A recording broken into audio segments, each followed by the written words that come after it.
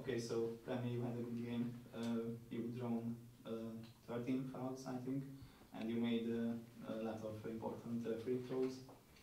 How did you see the game? First of all, I'm proud of my teammates, proud of the coaching staff. This was a big win for us. Coaches, my teammates do a great job of just, putting confidence in me. I'm just trying to stay aggressive, do what I can do to help the team win, and yeah. Thank you.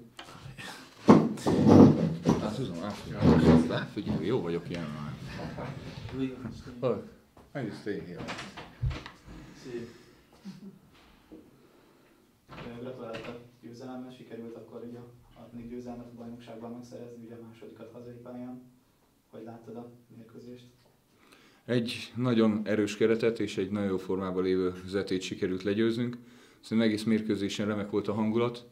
Végig mellettünk álltak a szurkolók, ami plusz energiát adott. Fiatal játékosaink is jól szálltak be a mérkőzésbe, és a magyarok is szépen építették magunkat, ami alapvető cél. És ez, hogy ilyen szurkolást kapunk, és ha van ilyen pozitív környezet, ez nekem egy ilyen újraformálódó csapatnak, és nekem is, mint edzőnek nagyon sokat jelent.